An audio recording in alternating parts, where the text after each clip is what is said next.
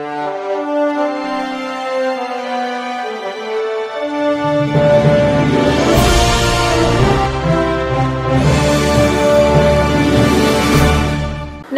मी Shweta Pawar. City TV लाईव्हच्या बातमीपत्रात आपलं स्वागत आहे. चौथरा पुणे नाका मंडळाच्या वतीनं श्री गणेश मंदिरात प्रभू श्रीरामाची मूर्तीची विधिवत पूजा शुभ मुहूर्तावर करीत मंडळाचे मार्गदर्शक तथा शिवसेना लोकसभा क्षेत्र प्रमुख पुरुषोत्तम बर्डे यांच्या नेतृत्वाखाली असंख्य माता भगिनी व शेकडो धर्माभिमानी युवक तसेच ज्येष्ठ नागरिकांच्या उपस्थितीत मोठ्या जल्लोषात महाआरती संपन्न झाली.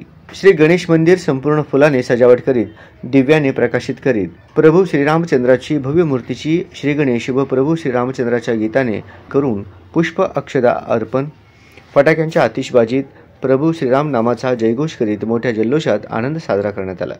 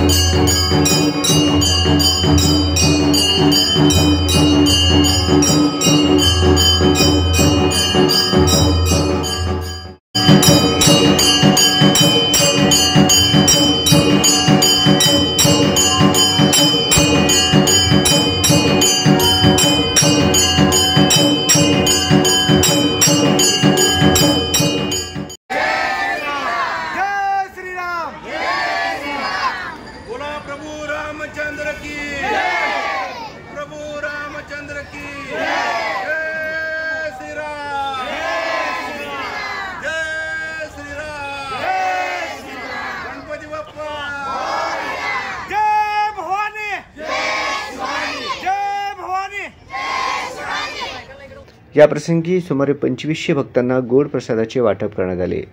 सदर परिसर झेंड्याने भगवामय करीत प्रभू श्रीरामांची व बजरंग बलीची सुमधुर गीत डीजेवर लावल्याने सोलापूर शहराचा मुख्य प्रवेशद्वार संपूर्ण राममय झाल्याचे पाहायला मिळाले.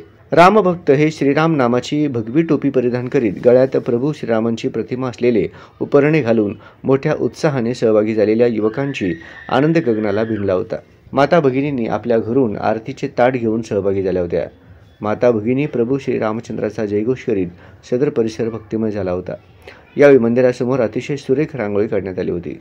शिवसेना लोकसभा क्षेत्रप्रमुख पुरुषोत्तम बर्डे, आशुतोष बर्डे, सुनील भांगे, सुरेश शेवतेकर, सुरेश जगताप, महेश क्षीरसागर, योगेश क्षीरसागर, राजकुमार माने, संभाजी कोडगे, सचिन सुरवसे, विष्णुदास जवंजाळ, बबलू चौगुले, दत्तात्रय देशमुख, संदेश क्षीरसागर, अजय अमनूर, रोहित सुरवसे आदींसह मोठ्या संख्येने सदर परिसरातील रामभक्तांची उपस्थिती होती.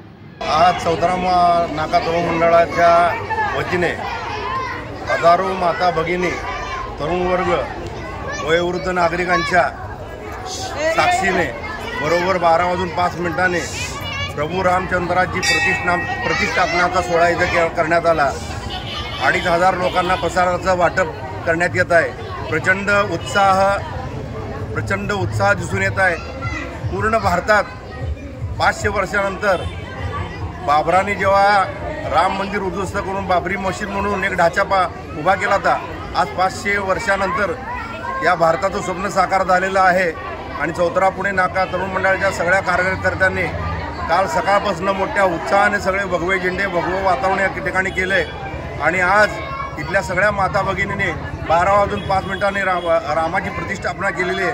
ह्याच्या पुढं भारतात रामराज्य यावं एवढीच या प्रसंगी प्रार्थना.